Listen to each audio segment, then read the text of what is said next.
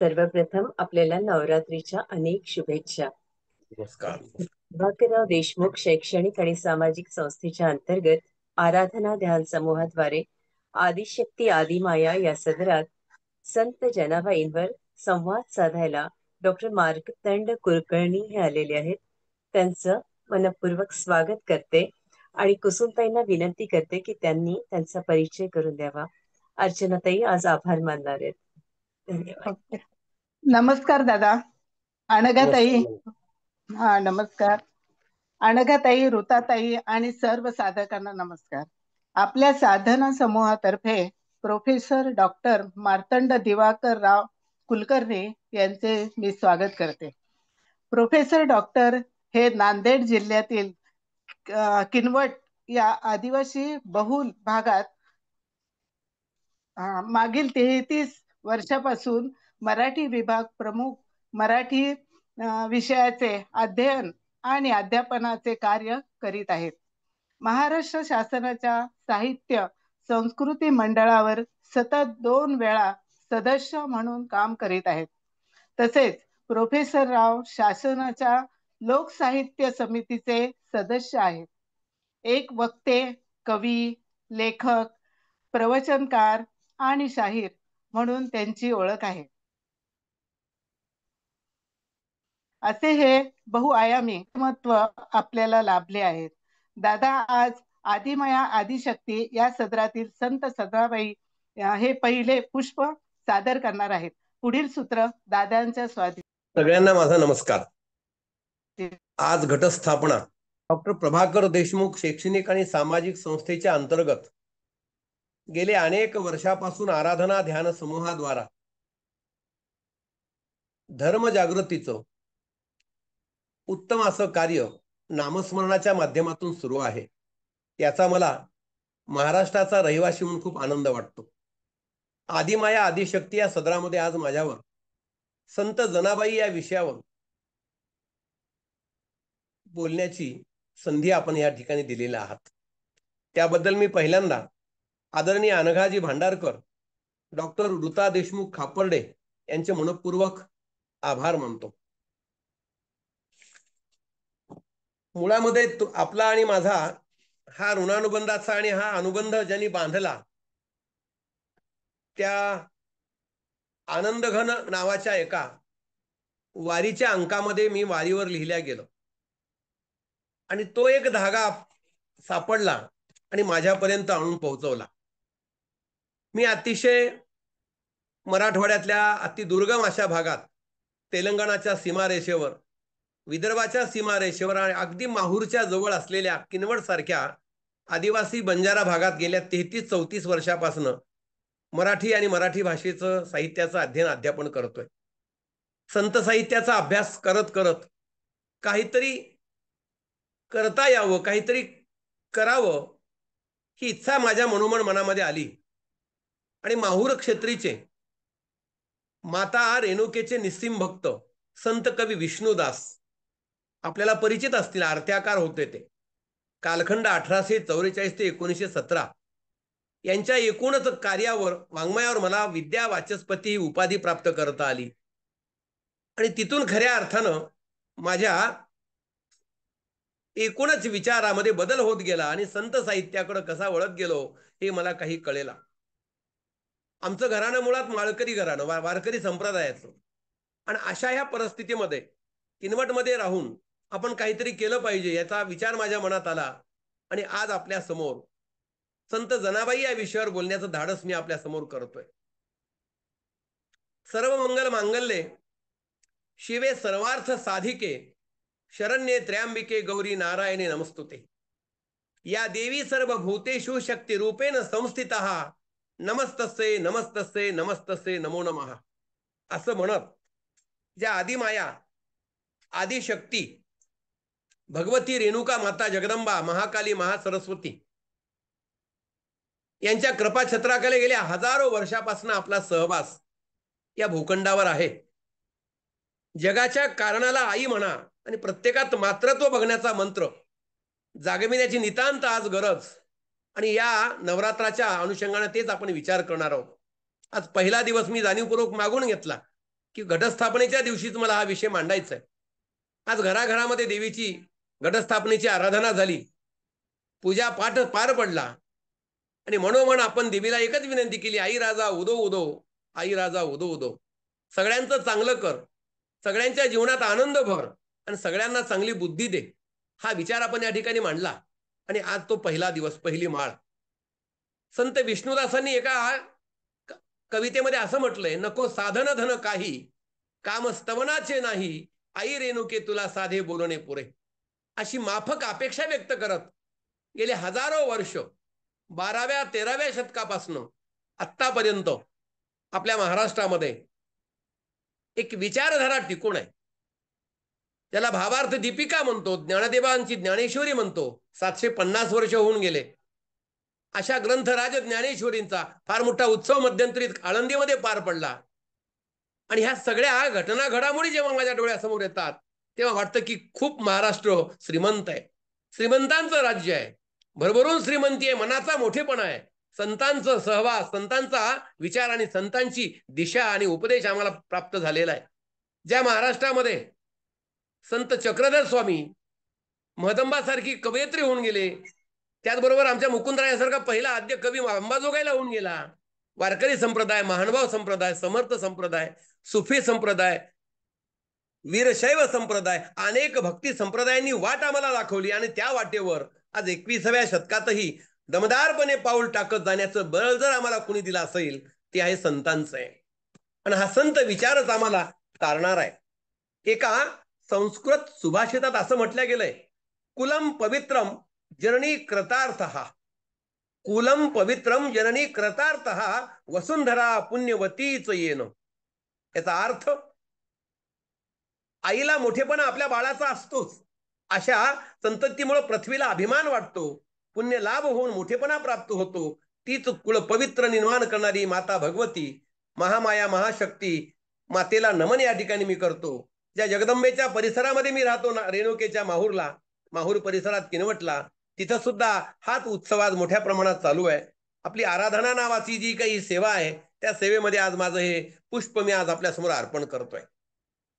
13व्या शतकामध्ये स्त्री जन्म म्हणून न व्हावे उदास, साधू संता ऐसे केले जनी, असं सांगत मनाला बळ देणारा, मनाला उत्तेजित करणारा आणि मन शक्तिशाली करणारा असा विचार जर आमच्या समोर कुणी मांडला असेल तर संत कवयित्रीने मांडलेला आहे.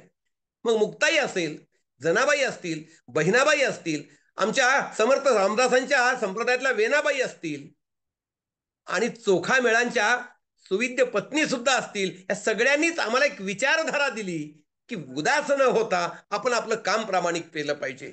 स्त्री जन्म म्हणून न व्हावे उदास.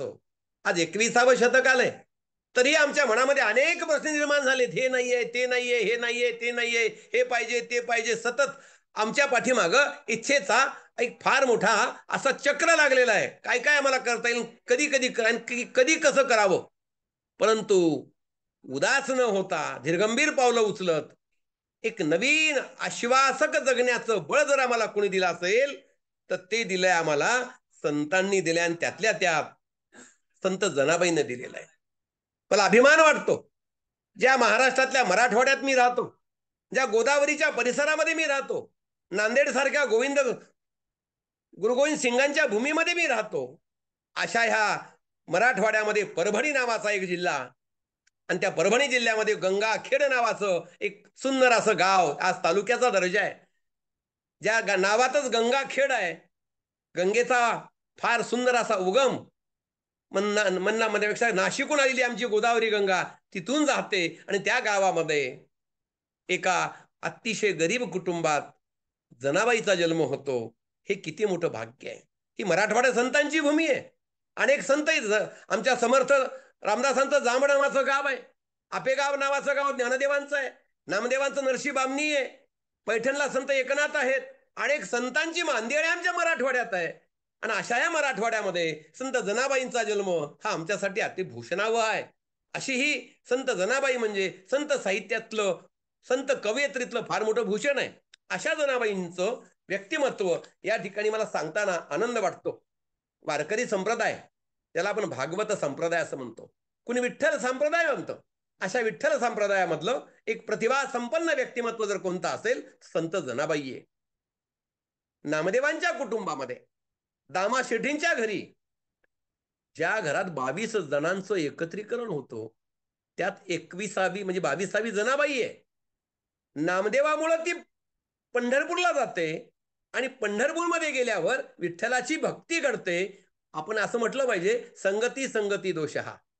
आज 21व्या शतकात आमच्या कुटुंब व्यवस्थेचे जे धिंदवडे निघत चाललेले आहेत, त्याचं जर खरं कारण काय असेल तर आमचा संस्कार कमी पडतोय. आम्ही कुठंतरी कमी पडतोय.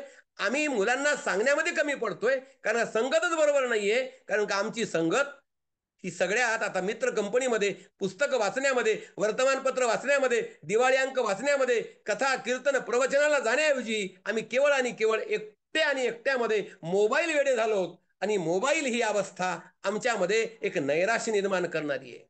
परंतु त्या कालखंडामध्ये संत जनाबाईंनी नामदेवाच्या कुटुंबामध्ये राहून संगती संगती दोषा म्हणताना या ठिकाणी असं सांगा वाटतं, आपल्याला काहीतरी मिळालं पाहिजे. देणाऱ्याने देत जावे, घेणाऱ्याने घेत जावे आणि देता देता एक दिवस देणाऱ्याचे हात घ्यावे. तसं संत जनाबाईंनी काय घेतलं असेल तर तो भक्तीचा मळा जो तिथं फुललेला आहे, त्या भक्तीच्या मळ्यामध्ये एक साधं फूल होऊन राहण्याचं फार मोठं सद्भाग्य तिच्या नशिबाला आलं आणि प्राप्त झालं. आणि अशी ही जनाबाई पंढरपुरामध्ये दामा शेठीच्या नामदेवांच्या परिवारात राहू लागली. विठ्ठल भक्ती कशी असावी, विठ्ठल भक्ती कशी करावी, विठ्ठलाचा आराधनेचा भाग कसा असावा, नामस्मरण कसं असावं, देव पाहाया गेलो देव होऊन आलो, अशी अवस्था जर कोणाची प्राप्त झाली असेल तर ती मला या ठिकाणी वाटतं जनाबाईंची आहे.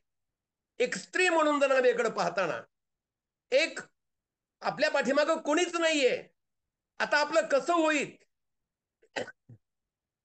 हा कवडीचाही विचार न करता मनाचा निश्चलपणा आणि मनाची भाव विभोरता मनामध्ये व्यक्त करत काहीतरी आपल्याला करायचंय आणि आपल्याला काहीतरी इथून प्राप्त होता येईल असा एक विचार मनामध्ये जनाबाईंनी ठेवला. आणि म्हणून नामदेवांची सगुण भक्ती मुळात जनाबाईंनी आत्मसात केली. सगुण निर्गुण एक गोविंदोरे आपण म्हणतो, परंतु सगुण भक्ती कशी करावी नामदेवांचं जीवन या ठिकाणी सांगणार. नामदेवा बोलायला खूप वेळ लागेल, पण नामदेवांकडून काय घेतलं, आम्ही कुणाकडून काय घ्यावं हा सुद्धा महत्वाचा प्रश्न आहे. दानपणा कुणाकडून घ्यावा, जीवनामध्ये समाज सुधारणा कुणाकडून स्वीकारावी. हेमल कसा आनंदवनमध्ये बाबा आमटे यांचं जीवन डोळ्याने आपण जेव्हा पाहिलं तेव्हा बाबा आमटे सारखा एक थोर महात्मा आपल्या महाराष्ट्रात होऊन जातो, कुष्ठरोग्यांचं काम करतो. त्यापासून आम्ही काय घेतलं पाहिजे, केवळ आनंदवन मध्ये जायचं, त्यांच्यासोबत फोटो काढायच्या, वर्तमानपत्रामध्ये झळकून द्यायच्या आणि मी किती मोठा समाजसेवक आहे हे मिरवायचं, एवढ्यापुरतं समाजकार्य मर्यादित नाहीये.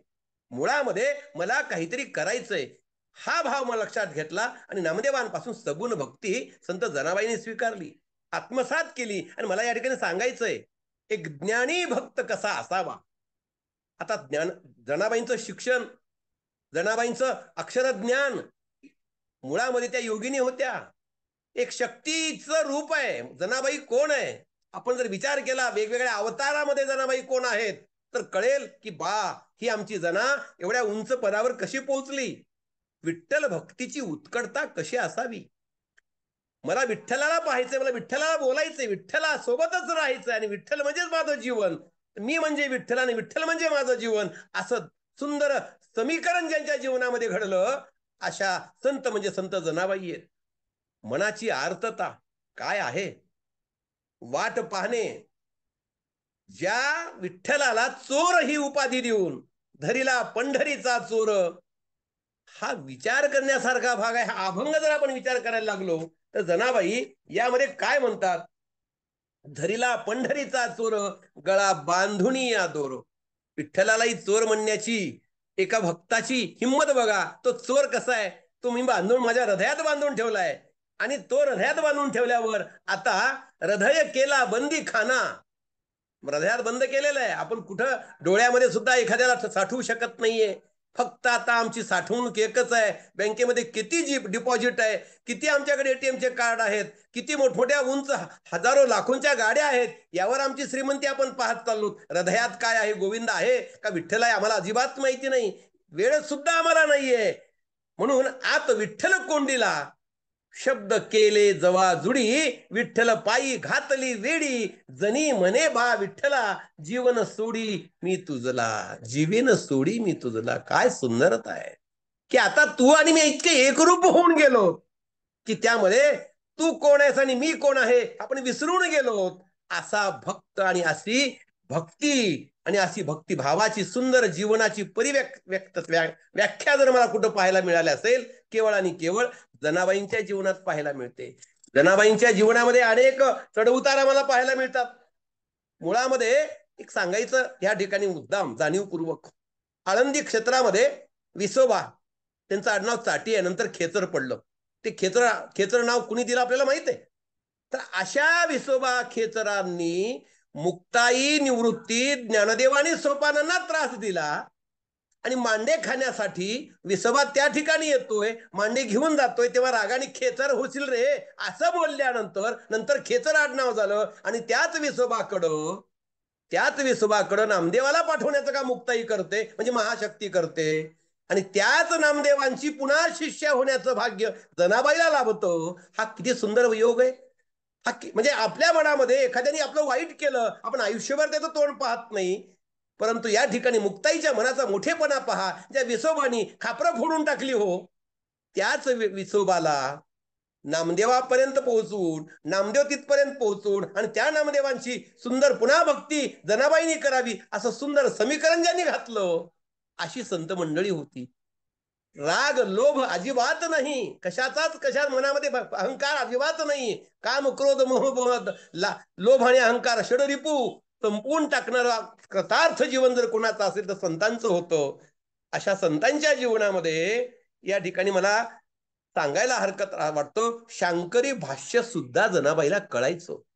संस्कृत भाषाचं सुद्धा आकलन जनाबाईला होत असावं. कारण का, जनाबाईचा आणि विठ्ठलाचा हा जो ऋणानुबंधाचा भाग आहे, मुळात जनाबाई विठ्ठलाला श्रीकृष्ण रूपात पाहतात. श्रीकृष्ण रूप थालीपाकाचे अभंग काय आहेत, हरिश्चंद्र आख्यान असेल, वेगवेगळ्या विषयामध्ये जेव्हा आख्यान काव्य लिहिणाऱ्या जनाबाई आम्हाला पाहता येतात, तेव्हा मला विष्णुदासांची आठवण होते. संत विष्णुदासांनी सुद्धा, दासगणूंनी सुद्धा वेगवेगळी आख्यानं रचली आणि कीर्तन उपयोगी आख्यानं तयार केली.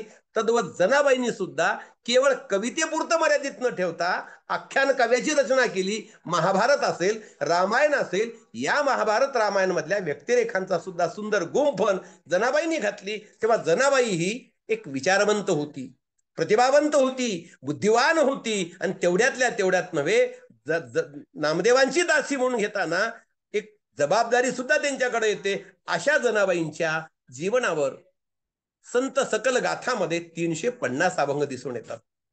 आता यापेक्षा जास्त असतील, असोही शकतील, परंतु संशोधनांती अभ्यासकांनी तिथपर्यंत आपला विचार मांडला आणि 350 अभंग जनाबाईंच्या नावावर आहेत हे स्पष्ट या ठिकाणी सांगितलं. भरतखंडी जन्म घेणे हे तो भाग्याची गोठी, यादव कालीनच नव्हे तर समग्र संत साहित्यातील कोणत्याही अन्य कवयित्रीपेक्षा जनाबाईंची कविता ही अधिक जीवन सन्मुख, वास्तवदर्शी, प्रवाही, भावोत्कट आणि विकसनशील आहे. लोकभाषेचा, स्त्री जीवनाचा आणि स्त्री मनाच्या निसर्गसिद्ध अनुभव विश्वाचा जनाबाईंच्या कवितेत सन्मान केलेला आहे. श्रमिक दाशीचं भागध्येय घेऊन जन्मलेल्या जनाबाईंच्या प्रतिभेनं आध्यात्मिक क्षेत्रात ज्ञानदेव नामदेवांच्या साक्षीनं जी गरुड झेप घेतली ती स्मित करणारी आहे. विशेष म्हणजे 21व्या शतकात प्रवेश करण्यास सिद्ध झालेल्या आजच्या मराठी कवयित्रींच्या परंपरेच्या तसेच स्त्रीमुक्ती आंदोलनाच्या अग्रभागी सुद्धा जनाबाईंची कविता आम्हाला समर्थपणे उभी राहता मिळते. आध्यात्मिक वाटचाल, त्यातली बरस्थाने, त्यांच्या अभंगवाणीतून टिपण्याचा साक्षेपी सौंदर्यदर्शनी मर्मग्राही अल्पसा प्रयत्न, हे नक्कीच हे आजचं व्याख्यान त्याला उपयोगी ठरू शकेल. मुळामध्ये आध्यात्मिक स्वातंत्र्याचा उषक्काल, संतांची लौकिक जीवनाविषयीची उदासीनता आणि जनाबाईंचं समर्पित पण उपेक्षित जीवन भक्तिग्रहाची द्वारपालिकाच म्हणावे लागतं. शिनल्या बाया आता येऊन या लावी हाता, अभंग क्रमांक 208 मध्ये मला पाहायला मिळतो. असं धर्माच्या ताताला धर्माची लेख जनाबाई आर्त साध घालते. कधी विठ्ठल कधी विठाई होऊन जनाबाईचं माहेर होतं, तर कधी रुक्माईच्या मध्यस्थानी जनाबाई विठ्ठलाला आपलंच करू पाहते. जनाबाईंचं मन या अवस्थेत विठ्ठलाशी असलेल्या आपल्या जन्मोजन्मीच्या नात्याचा जणू शोध घेऊ पाहत आहे. जनाबाईला त्यांच्याशी असणाऱ्या शाश्वत नात्याचा अखेर साक्षात्कार घडताना दिसतोय. जनाबाईंच्या अभंगातील शब्द आणि शब्द जनाबाईंच्या संवेदनांनी सहकंप पावताना दिसतो. म्हणूनच जनाबाईवर परप्रकाशित्वाचा आरोप करता येण्यासारखा नाही. एक सुंदर विठ्ठल भक्ती कशी असावी, सरस शिरीनी कृष्ण भक्ती कशी असावी, कथात्मकता साक्षात्कारी अभंगाचं वेगळंपण कसं असावं, आणि जनाबाईंच्या अभंगवाणीची मराठीतली एक अवस्था किती सुंदर आहे, हा सुद्धा या ठिकाणी महत्वाचा मुद्दा आहे. समकालीन आत्मपर संत नामदेवच नव्हे, आत्मलक्षी संत ज्ञानदेवांशी सुद्धा नव्हे, तर 17व्या शतकात संस्कृती टीकाकाराच्या भूमिकेत वावरणाऱ्या आणि सतत समकालीन जीवन व्यवहाराचं कठोर भाषेत जनाबाईंचे भावबंध जुळून येतात.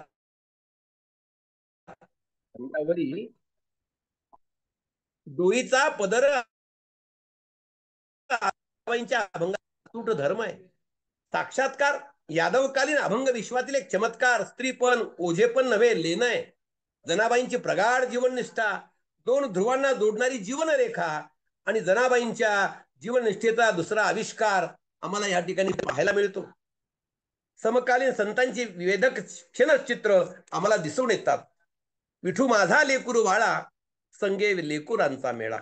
हा अभंग म्हणजे मला तर वाटतं वारकरी संप्रदायाचं एकत्व आणि विविधातून एकता निर्माण करणारा एक सुंदर अभंग या मुनियाकडे पाहायला पाहिजे.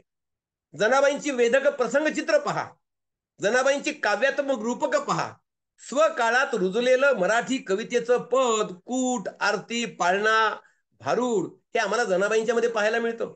विठ्ठल श्रोता जनींच्या भावा, जनीचे हे बोल स्वानंदाचे डोल, फलश्रुती आणि भरत वाक्यम, जनीचे बोलणे वाची नित्य कोणी, तयाची अंगडी तिष्ठत असे, असा या ठिकाणी विषय मला या ठिकाणी मांडावा वाटतो. मुळामध्ये जनाबाईंचं एकूणच जगणं हे स्वतःसाठी नव्हतं. विठ्ठल भक्ती, नामस्मरण, उपासना, उपास्य देवता आणि उपवास. नामदेवांच्या कुटुंबात राहताना आपणही काहीतरी केलं पाहिजे. दुर्दैवानं कलियुगामध्ये आपण समाजाकडे पाहून वागतो, स्वतः कसे वागतो त्याचा कधीच विचार करत नाही. जनाबाईंचं उदाहरण डोळ्यासमोर घेतलं पाहिजे. आजची स्त्री शिकली, आजची स्त्री मोठ्या पदावर गेली, परंतु आजच्या स्त्रीनी संत कवयित्रींचा मागोवा निश्चितपणे घेणं गरजेचं आहे. कान्होपात्रा कशा होऊन गेल्या, बहिणाबाईंचं जीवन कसं होतं, मुक्ताई कशा वागल्या, महदंबा कशा होत्या, एकूणच संत कवयित्रींचं जीवन आपल्याला पुढे प्रेरित करणारं कसं ठरलं याचा विचार आजच्या आधुनिक स्त्रीनी केला पाहिजे. डोईचा पदर आला खांद्यावरी, 13व्या 14व्या शतकातलं हे वाक्य आज 21व्या शतकामध्ये आपण आजची परिस्थिती काय आहे. एकीकडे 10 दिवसाचा देवीचा शक्तीचा जागर करायचा, शक्ती देवतेच्या नावानं आनंदी आनंद साजरा करायचा, उपासना करायची आणि आराधना करायची, आणि पुन्हा 11व्या दिवशी एरे माझ्या मागल्या करत पुन्हा तोच विषय, तीच अवस्था. हे कशासाठी? आपण काय शिकलो, काय शिकायचंय आणि काय शिकायला पाहिजे याचं उत्तम उदाहरण जर काय असेल, संत जनाबाई आहे. माता पिता म्हणून विठ्ठलाच्या अपत्य प्रेमाचं वर्णन करणारा अभंग जर कोणता असेल तर मला आवडलेला आहे संत विठू माझा लेकुरू बाळा, तोच माझा पिता तोच माझी माता. विचार करण्यासारखी गोष्ट आहे. तो कालखंड जर आपण डोळ्यासमोर घेतला, ज्या कालखंडामध्ये जगावं कसा हा प्रश्न होता, अशा कालखंडामध्ये आमच्या जनाबाईंनं जीवनाचं एक सोनं करून दाखवलं. दमा आणि करुंड आई वडिलांची नाव आहेत. त्या काळातली परिस्थिती, त्या काळातलं जगणं, त्या काळातली वास्तवता, समाजस्थिती अतिशय वेगळी होती. परंतु आपल्या 7-8 वर्षाच्या मुलीला एका चांगल्या संगतीमध्ये नेऊन सोडणं आणि तिचा काहीतरी विचार जीवनाचा तिथं होईल याची निश्चित खात्री दमा आणि करुंडला होती. परंतु आज आपण माफक पदव्या घेण्यासाठी, अतिउच्च पदावर बसवण्यासाठी लेकरावर अति विश्वास टाकत चाललो, आणि तीच नवीन पिढी मोबाईल वेडे झालेली, आई वडिलांना दगा देऊन संस्कृतीचं विस्मरण करत कुठं पावलं टाकत चालेल ते सांगायला नको. परंतु त्या कालखंडातली जनाबाई दामा शेट्टीच्या घरी जाते, नामदेवांच्या परिवारात वाढते आणि विठ्ठल भक्तीमध्ये रमवून जाते आणि देवासोबत भांडते सुद्धा. आज आपण कुटुंबासोबत भांडत चाललो, भावासोबत भांडत चाललो साध्या संपत्तीसाठी. पण जनाबाईचं भांडणं कसं होतं? तू मला का बोलत नाहीस, तू का मला वेळ देत नाहीस, कशासाठी हा सगळा प्रकार केलायस? म्हणून या ठिकाणी तो अभंग मला या ठिकाणी आवडतो. देव खाते देव पिते देवावरे बी निजते. काय अधिकार आहे, काय अधिकार आहे. हा अधिकार कधी प्राप्त होतो? उपासनेतून प्राप्त होतो, नामस्मरणातून प्राप्त होतो आणि तद्रूपतेतून प्राप्त होतो. देव देते देव घेते. मी काहीच नाही, मी फक्त कोण आहे? हमाल आहे, इकडचा माल तिकडं नेणारा. श्रीराम लागूंच लमान नावाचं आत्मचरित्र आहे, वाचलंच पाहिजे आपण. मी इकडचा सामान तिकडे नेणारा फक्त एक नट आहे. देव देते देव घेते देवा सवे व्यवहारिते. देव येथे देव तेथे देवाविन नाही रीते. जनी म्हणे विठाबाई भरुणी उरली अंतरबाही. काय सुंदरता आहे, काय सुंदरता आहे. देवावरी मी निजते, याचा अर्थ आयुष्य त्याच्यासोबतच आहे. त्यात माझा श्वास म्हणजे विठ्ठल आहे आणि विठ्ठल हा माझा श्वास आहे. असं तद्रूपता एकरूपता जेव्हा निर्माण होते तेव्हा जगण्याला अवसान प्राप्त होतं. देव सज्जनांचा रक्षण करता असतो, दुष्टांचा संहारक असतो. जनाबाईंच्या अभंगातील हा विचार या ठिकाणी महत्वाचा आहे. देव तारक तारक देव दुष्टांशी मारक. गीतेमध्ये आधी अंत ऐसे बोले तो भगवंत. गीतेचा सुद्धा अभ्यास जनाबाईला होता. यदा यदाही धर्मस्य ग्लानिर्भवति भारत अभ्युत्थानमदा धर्मश तदात्मानं सृजाम्यहम. भगवान श्रीकृष्णाने अर्जुनाला जो बोध केला, धाडस दिलं आणि मनाला एक फार मोठी ऊर्जा दिली, तीच ऊर्जा नामदेवांच्या कुटुंबामध्ये नामदेवाकडून जनाबाईला प्राप्त झाली आणि 21व्या शतकात ती ऊर्जा आपण जनाबाईकडून स्वीकारली पाहिजे. हीच खरी या विचारमालेची आणि आराधना ध्यान समूहाचा सगळ्यात महत्वाचा हेतू तो आहे की देव तारक आहे, देव दुष्टांशी मारक आहे. शत्रू लागी आधी मारी भक्त संकट रक्षी हरी. जनी म्हणे कृपा करी भाव पाहुनी अंतरी. अंतरीचा भाव महत्वाचा आहे. मनी नाही भाव म्हणे देवा मला पाव. आमचे राष्ट्रसंत तुकडोजी महाराज फार मोठे होऊन गेले, विदर्भातले संत. काय म्हणाले? मनी नाही भाव म्हणे देवा मला पाव. देवा आशानं पावायचा नाही रे, देव बाजारचा भाजी पाला नाही रे. दार्शनिक भक्ती काही उपयोगाची नाहीये. अंतःकरणातला भाव महत्वाचा आहे. भावाचा भुकेला आहे. महानैवेद्य दाखवणं, त्यातून सगळी पदार्थ तुझ्यामुळे ही सगळी मिळालेली आहेत, तू आधी सेवन कर, नंतर आमचा अधिकार आहे. म्हणून त्याला आधी दाखवायचं असतं परमेश्वराला. फक्त नामदेव नावाचा एकच शिष्य जन्माला असा आला की अनुरंगा तुला आधी खावं लागेल, नंतर मी खाणार आहे. बालहट्ट पुरवणारा विठुराया आणि तोच विठुराया जनाबाईच्या घरी झांडण करण्यासाठी येतो, दळण दळण्यासाठी येतो, झाडलोट करण्यासाठी येतो, वेणीही घालण्यासाठी येतो, आईच्या भूमिकेत येतो, वडिलांच्या भूमिकेत येतो, सख्याच्या भूमिकेत येतो, मित्राच्या भूमिकेत येतो. आणि खरं सांगतो तुम्हाला, ही ताकद आणि फक्त नामस्मरणातून प्राप्त. झाड लोट करी जणी केर भरे चक्र पाणी. काय बघा, सावत्याच्या शेतामध्ये जाऊन शेती करणारा, चोखोबाच्या घरी जाऊन दहीभात खाणारा, काय गंमत आहे. तसंच जनाबाईच्या घरी येऊन झाडलोट करणारा पांडुरंग. पाठी भरून या श्री करी घेऊन टाकी दुरी. ऐसा भक्तीशी भुलला निच काम करू लागला. विचार करा, भक्तांसाठी देव काय करतो. मग भक्तही तसाच असावा लागतो. मात्र आज आम्ही सांगताना सांगतो, घर बांधतो, वास्तुशांती करतो आणि सांगतो भव्य दिव्य हा देवारा आणलाय बरं का, हे हिच्यासाठी केलंय. आम्हाला वेळच मिळत नाही हो देवाऱ्यात भक्ती करायला. माझ्या मागं ऑफिसच असतं बघा. म्हणजे बांधायचं मोठं, दाखवायचं मोठं, भक्तीला वेळच नाहीये. हे कशाचं लक्षण आहे? हे तुमच्या श्रीमंतीचं लक्षण दाखवायचं. भाव महत्वाचा आहे. देव्हारा किती महत्वाचा, एवढा भाव न पाहता, देव्हारा किती रुपयाचा हे न सांगता तुमचा भाव किती महत्वाचा आहे. क्षणभर तुम्ही देवासोबत विसावलात का? क्षणभर देव म्हणून त्याच्याजवळ बसलात का? भक्तीमध्ये रंगून गेलात का? हा अर्थ या ठिकाणी महत्वाचा आहे. तू माय माऊली, माय तू माऊली आम्हा कृपेची सावली. संत विष्णुदासांची रचना या ठिकाणी लागू पडते. ती कोणती माहिती आहे? कल्पवृक्षाची सावली. माझी रेणुका माऊली कल्पवृक्षाची सावली. आली थाकल्या उन्हात नाही आळस मनात. हा विष्णुदासांचा अभंग आहे. तो अभंग या ठिकाणी मला लागू पडतो. माय तू माऊली आम्हा कृपेची सावली. विठ्ठला, विठाबाई म्हणतात हो, कधी विठाई, विठाबाई. आणि तो सगळ्यात महत्वाचा अभंग आम्हाला या ठिकाणी जनाबाईंचं नाव काही अभंगांनी खूप ताता समुद्रा पार नेलं, पण 350 अभंगात तेवढीच ताकद आहे. तुझे नाम वाचे गाता नाही जन्म मरण चिंता, नको योग याग तप पाहे तिकडे तुझे रूप, सर्व व्यापुनी भरला जनी म्हणे उभा ठेला. किती वर्षापासून रे बाबा कमरेवर हात ठेवून तो आमची वाट पाहतोयस. आषाढी कार्तिकीला भक्त जेव्हा येतात तो व्याकळून पाहतोस, माझा माझा आलाय का नाही, माझा माझा माझा विठ्ठल भक्त मला दिसत नाही. प्रत्येकासाठी तू आसुसलेला असतोस, तसं भक्त तू सुद्धा तुझ्यासाठी आसुसलेला असतो. अशी ही जनाबाईंची ओळख. मुळामध्ये जनाबाईंचं आणि नामदेवांचं एक वेगळं रूप या ठिकाणी मला मांडायचं या व्याख्यानमालेमध्ये.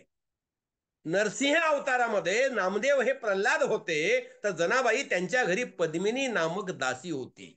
लक्षात घ्या, ही जोडी अशी नाहीये. भक्त आणि गुरुची जोडी कशी लागलेली आहे. नरसिंह अवतारापासून प्रल्हाद आहे आणि त्यांच्या घरी पद्मिनी नामक दासी जनाबाई आहे. राम अवतारामध्ये प्रभू रामचंद्राच्या कालखंडामध्ये नामदेव हे अंगद आहेत, तर जनी ही मंथरा नावाच्या व्यक्तिमत्वाचा विषय घेऊन त्या ठिकाणी होती. कृष्ण भगवान अवतारामध्ये नामदेव उद्धव आहेत, तर जनी कुब्जा आहे, कुब्जा लक्षात घ्या.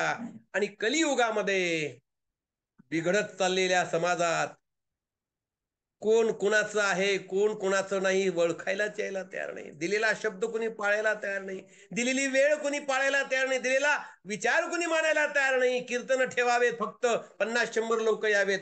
आजच्या सुद्धा ह्या आभाषी पद्धतीच्या ह्या विचार उद्बोधनासाठी किती लोकांची उपस्थिती आहे हा सुद्धा चिंतेचा आणि चिंतनाचा विषय म्हणावा लागेल. आणि कलियुगात हीच जनाबाई नामदेवांच्या घरी दासी म्हणून येते. काय योगायोग आहे हा, योगायोग म्हणावा लागतो. एकदा देवाचा पित्तांबर आणि पदक चोरण्याचा आळ जनाबाईवर येतो.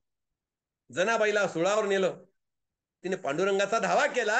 आणि काय सांगू तुम्हाला, त्या लोखंडाच्या सुळाचं सुद्धा पाणी होतं हो. भक्त हा असा असतो की जो भाव ठेवतो आणि परमेश्वर सुद्धा भक्ताच्या भावासाठी धावून येतो. मुळामध्ये जनाबाईंचा अभंग स्वतः पांडुरंगाने लिहून काढले असं कोणी सांगतो. जनाबाईंची कविता लिहायला देव बसले असतात. ज्ञानदेवाने विचारलं, देवा आपली स्तुती आपण का करता? तेव्हा देव म्हणाले, ज्ञानोबा जनाबाईचं गाणं मला अतिशय आवडलं रे, मी लिहित आहे. देव आणि ज्ञानोबा नंतर नामदेवांच्या घरी आले. सावता, गोरा, परिसा, भागवत, चोखोबा संत मंडळींना प्रत्यक्ष देवांच्या भेटीचा योग प्राप्त झाला. तत्कालीन संत मंडळी जनाबाईंची योग्यता मी सांगतो तुम्हाला निसंशय मोठी आहे. शुद्ध भक्तिभावानं देव आपलासा करता येतो याचं ज्वलंत जर उदाहरण कोणतं असेल तर आमची मराठवाड्यातली, परभणी जिल्ह्यातली, गंगाखेडची, दामाशिटीच्या परिवारातली आणि नामदेवाची दासी झालेली ही संत जनाबाई आहे. जनाबाईच्या चरित्रावर निवृत्ती, ज्ञानदेव, सोपान, मुक्ताई, नामदेव, विसोबा खेचर, चोखामेळा, परिसा भागवत सगळ्याच संत मंडळींनी आम्हाला दिसून येतं जनाबाई ही यादव काळातील प्रसिद्ध संत कवयित्री आहे. अतिशयोक्ती करून या ठिकाणी सांगावं वाटतं की ज्ञानेश्वर समकालीन जरी असल्या तरी जनाबाईंच्या काव्यात कुठे शब्द आम्हाला कठीण दिसत नाहीयेत. मुळात मराठवाडी बोली भाषा आम्हाला जनाबाईंच्या अभंगात दिसून येते. आता यातला एक शब्द महत्वाचा या ठिकाणी सांग, निजते हा जो शब्द आहे, निजते हा शब्द मराठवाडा बोली भाषेतला आहे. रीते हा शब्द मराठवाडा बोली भाषेतला आहे. पिते, घेते हा शब्द मराठवाडी बोली आहे. तेव्हा मराठवाडी बोलीचं एक वेगळं रूप आम्हाला जनाबाईंच्या भाषेमध्ये दिसून येतं. या ठिकाणी जनाबाईंचे वेगळं आहे. जनाबाईंचा कालखंड जर विचार केला, आषाढ वद्य 13 शके 1272 म्हणजेच इसवी सन 1350 हा समाधी कालखंड सांगितला गेलाय. अशा जनाबाईंच्या नावावर हरिश्चंद्र आख्यान आहे, प्रल्हाद चरित्र आहे, कृष्ण जन्म आहे, बालक्रीडेचे अभंग आहेत, थालीपाक आख्यान आहे आणि द्रौपदी स्वयंवर आहे आणि काही अभंग आहेत. आख्यान काव्य, आख्यान कविता लिहिणाऱ्या जसं आमच्या महानुभावांच्या चक्रधर स्वामींच्या सहवासात वाढलेल्या, गोविंद प्रभूच्या सहवासात वाढलेल्या महदंबा, आमची मराठीतली पहिली कवयित्री महदंबा आहे. त्या महदंबेनं गोविंद प्रभू चरित्र लिहिलं. धवळ्यावर आख्यान महदंबेनं सांगितलं, धवळे लिहिले. तर असे धवळे लिहिण्याचं हे आख्यान काव्यच आहे. तद्वत तो विचारधारेचा भाग, ते सूत्र डोळ्यासमोर ठेवून जनाबाई सुद्धा आख्यान काव्य करायला लागते. म्हणजे केवळ कवी म्हणून ती उपयोग महत्वाची आहेच आहे, परंतु आख्यानकार म्हणून सुद्धा तेवढीच जनाबाईचं स्थान मराठी संत साहित्यात महत्वाचं आहे. संत ज्ञानेश्वराबद्दल, निवृत्तीनाथाबद्दल, सोपानदेवाबद्दल, नामदेवाबद्दल, विसोबा खेचराबद्दल, सावता माळ्याबद्दल, सगळ्यांबद्दल जनाबाईला एक वेगळा आनंद होता. एक नामदेव समकालीन संत म्हणून जनाबाईंचं स्थान तेवढंच महत्वाचं आहे. ज्ञानदेवाविषयी बोलताना जनाबाई काय म्हणतात? ज्या माऊली म्हणून आपण ज्ञानदेवांची ओळख सांगतो, ज्ञानदेवांच्या ज्ञानेश्वरीचं वेगळंपण 750 वर्ष होऊन गेले तरी तेवढ्याला तेवढंच आहे. 18 अध्यायाची ज्ञानेश्वरी आणि मागितलं काय पसायदान. जो जे वांछील तो ते लाहो प्राणी जात म्हणणाऱ्या ज्ञानदेवांच्या विषयी जनाबाईंचं म्हणणं काय? ज्ञानाचा सागर सखा माझा ज्ञानेश्वर. ज्ञानाचा सागर आहे. 9000 ओव्याचा सुंदर ग्रंथ बांधणी केली. अमृतानुभव लिहिला, चांगदेव 65 लिहिली, विरहिणी लिहिली, अभंग लिहिले, पसायदान लिहिलं आणि सगळ्यात महत्वाचं चांगदेव 65 सांगितली. 65 अभंगातून जो दिलेला बोध आहे तो अतिशय महत्वाचा आहे. सांगण्याचं तात्पर्य मरोनिया जावे. वा काय बघा, स्त्री म्हणून जनाबाईंच्या मनातला भाव बघा. मरुनिया जावे बा तुझ्याच पोटा यावे. माधव जुलेल्यांची कविता मला आठवते. आई नावाच्या कवितेचा सुंदर धागा या ओबीला मला बांधता येतो. पुन्हा जन्म तुझ्या उदरी घ्यावं वाटतो, तसंच माधव जुलियन म्हणाले, तसं या ठिकाणी सुद्धा जनाबाई काय म्हणतात? मरुनिया जावे बा तुझ्याच पोटा यावे, ऐसे करी माझ्या भावा सख्या माझ्या ज्ञानदेवा. भावाची उपमा आहे, कधी माऊलीची उपमा आहे, कधी गुरुची उपमा आहे, आणि शेवटी जावे ओवाळूनी. जन्मो जन्मी म्हणी ओवाळून टाकावं, कुरकुंडी करावं तुझ्यावरून, सर्वस्व ओवाळून टाकावं. एवढा तू आमचा मार्गदर्शक बाबा, आधारस्तंभ आहेस, जगाचा उद्धारक आहेस. आणि सगळ्यात मंदा म्हणजे पंढरपूरचा पांडुरंग म्हणजे श्रीकृष्ण आहे, आणि श्रीकृष्णाचं दुसरं रूप म्हणजे संत ज्ञानेश्वर आहे. पांडुरंगाबद्दल सुद्धा जनाबाईंचं सुंदर मत किती आहे बघा. देव खाते असं म्हणता पुढं ते एका ठिकाणी सांगून जातात जनाबाई, विठ्ठलाच्या गळ्यातलं पदक चोरल्याचा आरोप जनाबाईवर होता. तो मध्यंतरी तुम्हाला मी सांगितला. भाव कसा असेल, भाव असेल तर परमेश्वर सुद्धा तात्काळ मदतीला येतो. परंतु आज आमचा भावच बदललेला आहे, त्याच्यामुळे मदतीला कुणीच उभं नाहीये. आणि मग विचार करतो, सगळ्यांसाठी मी केलं, माझ्यासाठी कुणीच करत नाही. अरे बाबा, तू सगळ्यांसाठी करताना काहीतरी मनामध्ये चुकीचा भाव ठेवून करत होतात, काहीतरी मला मिळेल म्हणून. परंतु निष्काम सेवा, निष्काम भक्ती ही जनाबाईंच्या मनामध्ये होती. पुन्हा त्या जनाबाईंना काहीही मिळवायचं नव्हतं. दासी जनाबाई भावभक्तीच्या बळावर पांडुरंगाला प्रिय झाली. काय उदाहरण आहे, काय आनंद आहे. कशाच्या बळावर? भाव भक्तीच्या बळावर. भावे विन भक्ती, भक्ती विन शक्ती, शक्ती विन मुक्ती. पहा किती सुंदर आहे. अहो, आम्हा हरिपाठाच्या अभंगामध्ये सुद्धा ज्ञानदेवांनी सुंदर विचार आम्हाला पेरलेला आहे. ज्ञानदेवांचे हरिपाठ म्हणजे मी तर म्हणेल आजच्या तरुणांसाठी एक मैलाचा दगड आहे. आपण वाचलंच पाहिजे, हरिपाठाचे अभंग पाठच केले पाहिजेत आणि त्यानुसार चाललं पाहिजे. ही आमची एक मार्गदर्शक आहेत, एक सूत्र आहे आमच्या जीवनातलं. कलियुगामध्ये आजच्या तरुणांची जी नैराश्यकता जी निर्माण होत चाललेली आहे, ही विपन्न अवस्था निर्माण होत चाललेली आहे, त्याला बदलायचं जर असेल तर संतांचा विचारच या कलियुगामध्ये अतिशय तारक असलेला विचार आहे. म्हणून या ठिकाणी मला सांगावं वाटतं की मुळात हा जो भाव आहे, आत्मज्ञानानं परिपूर्ण असलेली जनाबाई अत्यंत नम्र होती. नम्रता हा एक फार मोठा दागिना आहे. दुर्दैवानं 1,14,000 सोन्याचा भाव झाला म्हणून पुन्हा पुन्हा सोन्याच्या दुकानात रांगा लावणारे आम्हीच. परंतु सोन्यासारखी माणसं आजूबाजूला असताना सुद्धा क्षणभर सुद्धा न पाहता, तुम्ही कसे आहात हे विचार न करता पुढे निघून जाणारे आम्ही करंटेच की. कशाला भाव महत्व द्यायचं आम्ही ठरवलं पाहिजे. आत्मज्ञानानं परिपूर्ण असलेली जनाबाई अत्यंत नम्र होती. तिचा विठुराय आहे, विठेवरचं धन आहे बघा.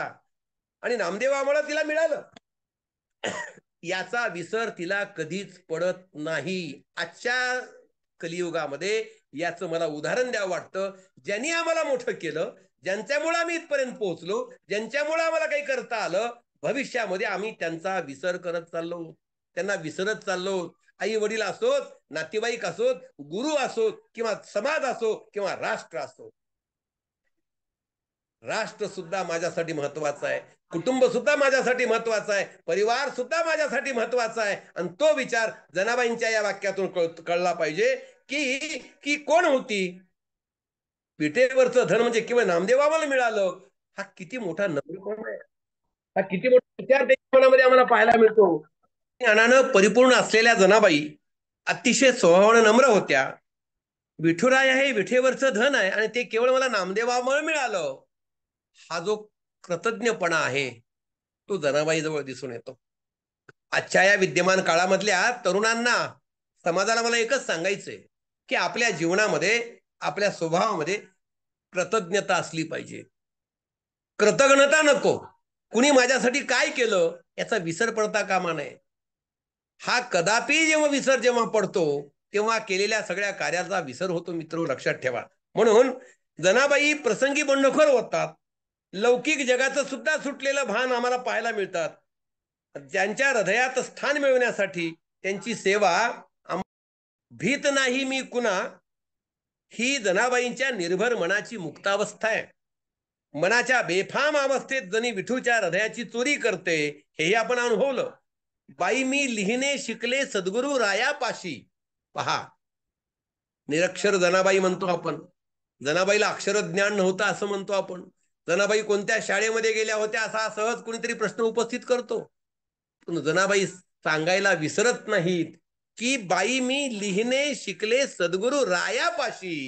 कुणी मला मोठं केलं, कुणी मला वाढवलं आणि कुणी मला हे आत्मज्ञान दिलं, त्याची सुद्धा कबुली द्यायला जनाबाई विसरत नाही.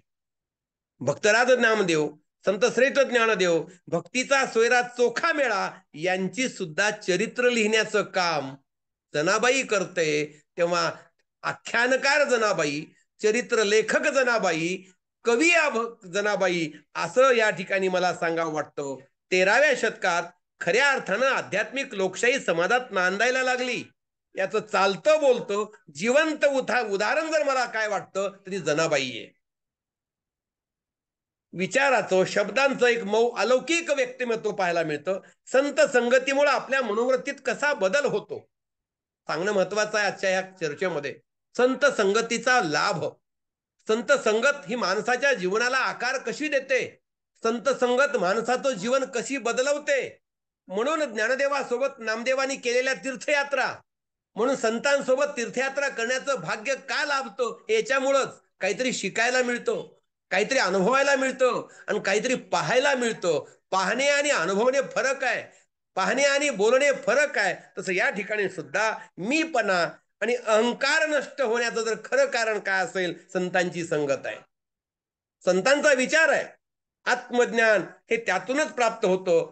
मुळामध्ये स्त्रीपणाची खंत न बाळगणारी जनाबाई. दुसरा महत्वाचा मुद्दा शेवटकडे येतो. आता शेवटी असं या ठिकाणी सांगावं वाटतं की स्त्रीपणा हा मला प्राप्त झालेला आहे, याची अजिबात तिला खंत नाहीये. नामयाची दासी मुद्रा आहे. मोठ्या आनंदानं, अभिमानानं मिरवणारी जनाबाई आम्हाला दिसून येते. पंढरीच्या विठुरायाची प्रेम कळा म्हणजे जनाबाई आहे. पंढरपूर हे तिथं सुखाचं माहेर आहे आणि सुखाचं माहेर आम्हाला या ठिकाणी पाहायला मिळतं. भक्तराज ज्ञानेश्वर यांनी दाखवलेली वाट, नामदेवांनी दाखवलेली वाट, स्वतःच्या अज्ञानाची असलेली जाणीव ही ज्ञानाची पहिली पायरी असते, लक्षात ठेवा. आणि ज्ञानाची पहिली पायरी आम्हाला या ठिकाणी एक वेगळा विचार करायला लावते. थोडक्यात मला दिलेला वेळ आणि मला दिलेली ही संधी अतिशय महत्वाची आहे. आज अश्विन नवरात्राला सुरुवात झालेली आहे. एका आदिमाया महाशक्तीवर बोलण्याचं धाडस मला आपल्यामुळे या ठिकाणी प्राप्त झालं. ती जनाबाई, ती मुक्ताई, ती कानोपात्रा, ती बहिणाबाई, सोयराबाई, वेनाबाई, या सगळ्या स्त्री संत म्हणजे एक शक्ती होती. ती शक्तीची आराधना आज आपण करत आहात. आपण काय घेतलं पाहिजे यांच्याकडून, की धाडस घेतलं पाहिजे. आहे त्या परिस्थितीत बदलाचा विचार केला पाहिजे, धाडसानी पावलं टाकली पाहिजेत. जेवढं काही मला आहे ते इतरांना सांगितलं पाहिजे. जे जे भेटे भूत ते ते मानिजे भगवंत, ही धारणा त्यांच्या मनामध्ये होती. आणि विठ्ठलाला आपलं करत नामदेवाचा परिवार कसा वाढवला. नामदेवाचं नाव जनाबाईमुळे नामदेव वाढले. का नामदेवामुळे जनाबाई मोठ्या झाल्या हा भाग महत्वाचा नाही. दोघांची भक्ती विठ्ठलाच्या चरणी समर्पित झाली आणि ही विठ्ठल सेवा तुम्हा आम्हाला घडावी अशीच धारणा प्रत्येकाच्या मनात निर्माण व्हावी. मला कुणीच नाही, आता माझं कसं होईल, आता मी काय करू, आता कुठं जाऊ, आता सगळं माझं संपलंय, असा चुकीचा विचार मनात न आणता जनाबाईकडे आपण पाहिलं पाहिजे. जनाबाईंच्या जीवनाकडे आपण पाहिलं पाहिजे आणि जनाबाईंच्या जीवनातून एकच विचार घेतला पाहिजे, संतांची संगत हीच जीवनाचा फार मोठी शिदोरी आहे.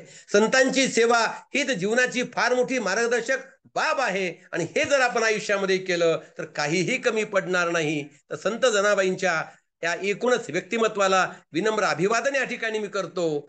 आणि नामयाची दासी जशी जनाबाई वाढली तसं एकतरी ओवी अनुभवावी असं संत नामदेवांनी ज्ञानदेवांविषयी सांगितलं. तसं 350 अभंग जनाबाईंचे आहेत.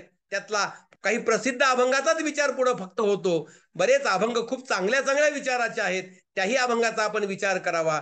थालीपाक आख्यान असेल, प्रल्हाद चरित्र असेल, हरिश्चंद्र आख्यान असेल, तर अशा कृष्णचरित्र आख्यानांचा आपण विचार करूया आणि परिपूर्ण जीवनामध्ये जनाबाई होण्याचा प्रयत्न करूया. नामभक्ती, नामस्मरण, उपासना, आराधना आणि भक्तिभाव कसा असावा याचं ज्वलंत आणि चांगलं उदाहरण म्हणजे कोण असेल तर मराठवाड्यातल्या परभणी जिल्ह्यातल्या गंगाखेडच्या दमा आणि कनुंड नावाच्या आईवडिलांच्या उदरी जन्माला आलेली जना नामदेवांच्या परिवारातली दामा शेट्टींच्या आधिपत्याखाली राहणारी अशी ही एक व्यक्तिमत्व म्हणजे जनाबाई होय. अशा जनाबाईंच्या जीवन कार्याला, त्यांच्या स्मृतीला विनम्र अभिवादन करतो आणि सर्वांना नवरात्र महोत्सवाच्या घटस्थापनेच्या शुभेच्छा देतो. स्त्री शक्तीचा जागर करण्याचं भाग्य तुम्हा सर्वांमुळे मला या ठिकाणी लाभलं. तेव्हा सर्वांच्या सेवेत असाच राहतो. ऋण व्यक्त न करणे, ऋण व्यक्त करणं म्हणजे कृतज्ञता असते. असेच ऋण आपले एक कायम राहू, पुढचीही सेवा माझ्याकडून अशी व्हावी